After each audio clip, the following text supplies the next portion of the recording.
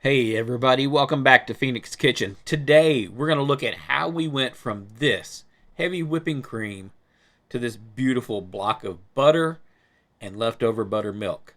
I'm your host, Stacy Williams, and I'm going to show you how.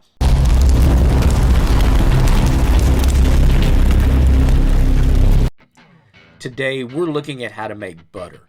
Butter is one of those things that, like bacon, is almost universally beloved. It's creamy, it's delicious, but the butter you're buying at the store is not as good as it could be. So we're gonna make some on our own. We're gonna do that by starting with heavy whipping cream. So I've got a 1 quart container that I picked up at the supermarket. We're gonna get this thing open and into our stand mixer. Now I'm using my KitchenAid stand mixer to get this butter made because that's the easiest way for us to do it. If you have a hand mixer, you could use it. In all honesty, you could pour this into a jar, tighten the lid, and you could literally shake it. If you think about things that you've seen before in old movies or history books, the old butter churn, all we're doing is just agitating this cream to where the fats and proteins will separate from the buttermilk. So one thing that I will suggest, if you don't want this to take forever, you're going to want to use a high speed.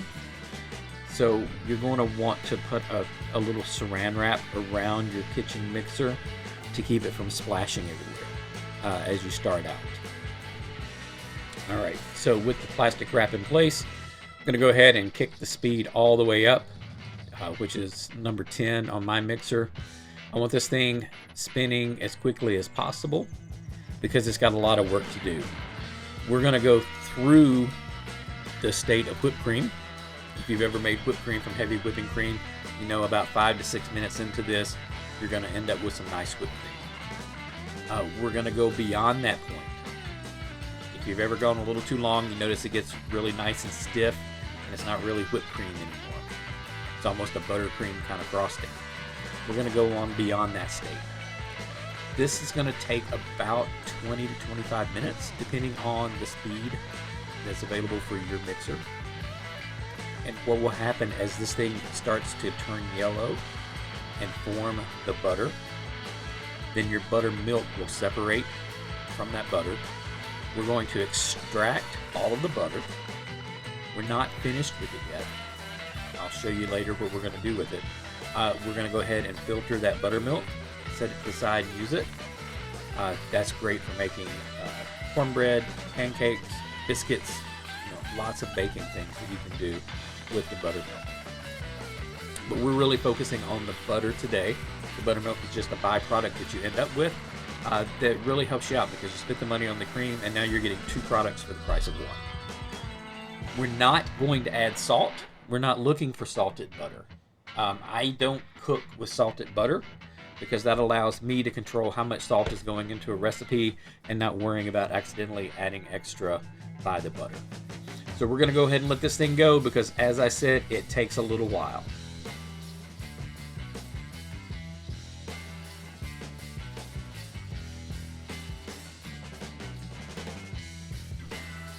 All right, we're at about the 6-minute mark. So if you've never made whipped cream before, I just wanted to go ahead and show you. I can take the plastic wrap off now because we're not going to be slinging liquid everywhere.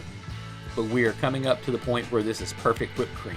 I really don't want to go much further than this if I'm making whipped cream. Now we're making butter, so we're going to keep going all the way, and it's going to turn into a very, very delicious product.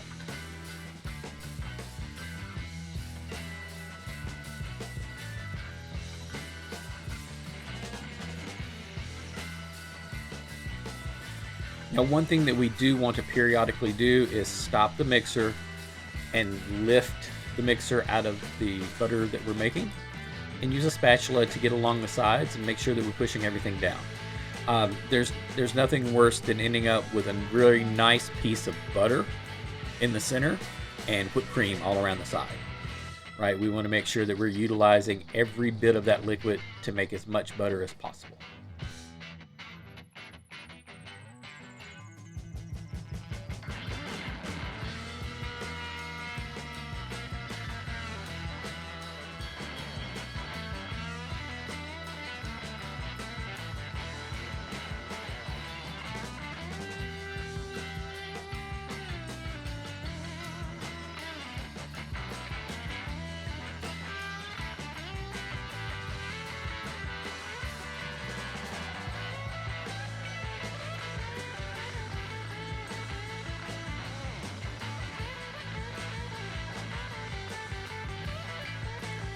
Now, as you can see at this point, we're starting to achieve that yellow color as the fats are starting to coalesce, proteins are coming together, and it's getting ready to expel the buttermilk.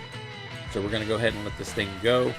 One thing that we will want to do right before we see it start to do the buttermilk, we do want to go back in and make sure we get those sides one more time, because if you look very carefully in the video, you can see we still have white whipped cream around the side as opposed to the yellow butter that's in the center.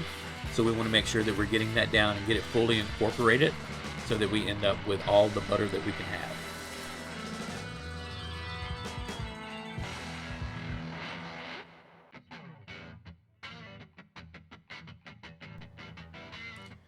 All right, if you notice things are starting to separate, you can see the buttermilk starting to come out. This is a good point. I'm not going to do it for the video because I want you to be able to see the separation process. This is a good time to put your cling wrap back onto your mixer, because it will sling the buttermilk everywhere. I'm going to go through and get the butter out of the mixing blade. You can see here, as you mash that butter together, it'll form the nice solid brick that we're looking for. It'll all start to clump together, and what you're left with is the buttermilk. So what we're going to do is we're going to get a piece of cheesecloth, and we're going to take the butter out, place it in that cheesecloth, and wrap it up. Because the butter still has buttermilk in it. Even though you pull it out and it looks like it's nice and solid, there's still buttermilk in there, and that is not going to help you out. That buttermilk will spoil faster than the butter will, and it'll give your butter kind of an odd taste. So what we're going to do, we're going to put it in this cheesecloth, we're going to wrap it up, let it sit for a few minutes. We're going to run us a bowl of nice cold water. We're going to put that butter in the cheesecloth down submerged in a bowl of water, and we're simply going to squeeze it. Kind of like we're wringing out a washcloth. We're just going to squeeze, and that buttermilk will actually rinse out into the bowl. You'll see the water turn white. We'll bring that butter out, and we'll set it to the side and let it dry. And then we'll look at how we can wrap it up and store it.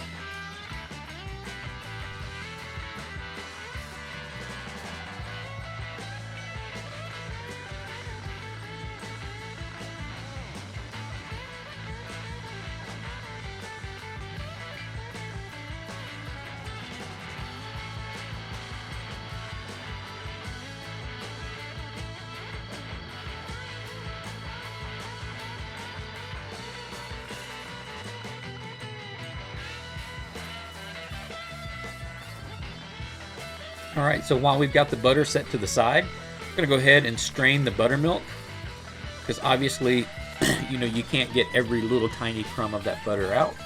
So a nice kitchen strainer will allow you to just pour that through and get the pieces of butter out, and you're left with just the nice pure buttermilk. We ended up with this 1 quart of heavy whipping cream that we're using. We ended up with 2 cups of buttermilk. So not a bad trade-off at all. And we're just going to pour that buttermilk into a small Tupperware container, label it, put it in the fridge, and then, like I said, we'll be able to use that for baking. Make some pancakes, some Dutch babies, some biscuits, cornbread, whatever it is that we decide we need to use.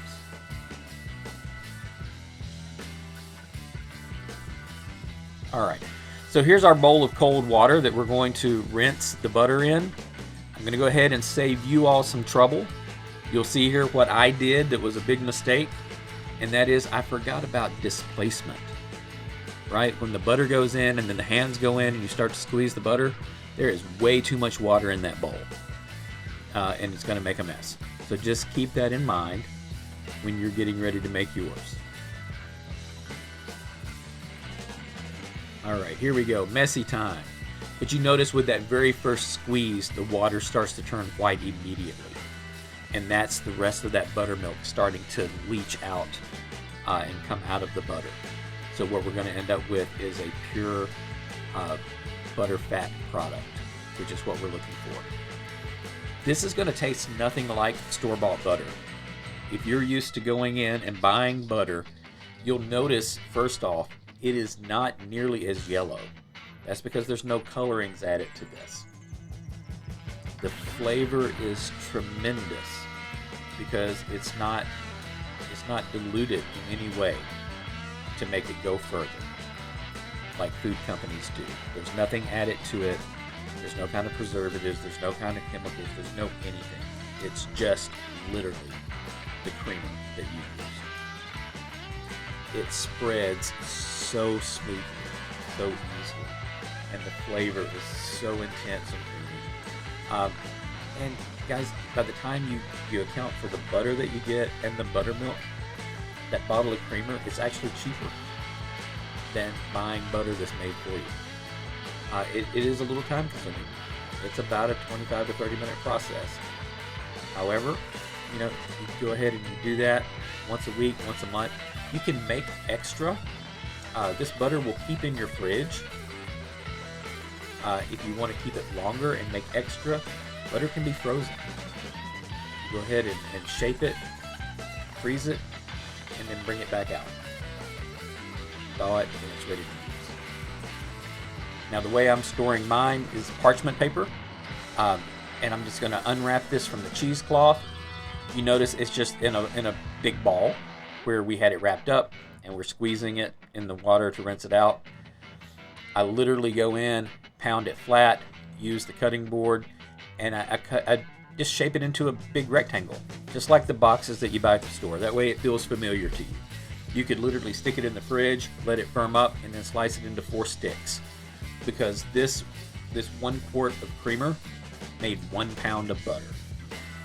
So it's just like a 1 pound package that you bought at the store. You end up with a pound of butter and the 2 cups of buttermilk from that 1 quart of creamer. Once I've got it into that rectangular shape, I'm not concerned with slicing it into 4 individual sticks. I can use it just like it is. But I go ahead and wrap it up, put it in the fridge, and keep it there. You can bring it out, it can sit on the counter for a couple of days. I wouldn't leave it out too long because there is water in the butter, and where there's water, bacteria can grow and the butter will spoil faster sitting out. But you can leave it sitting out a little while so that it spreads more easily for you. Now this butter is perfect for cooking and baking, all the things that you would normally do with butter. It spreads beautifully, it tastes delicious, but in the next video we're going to look at how to clarify this butter so you can actually cook with it without it smoking and without it splattering everywhere and without it burning. Because it's important to understand when to use regular butter and when to use clarified butter. And in the next video we're going to talk about how to clarify the butter. Hope you enjoyed the video. See you in the next one. We're giving away a 5-piece cast iron Lodge cookware set when we hit 1,000 subscribers. All you have to do is like a video and subscribe to the channel to be entered in the giveaway.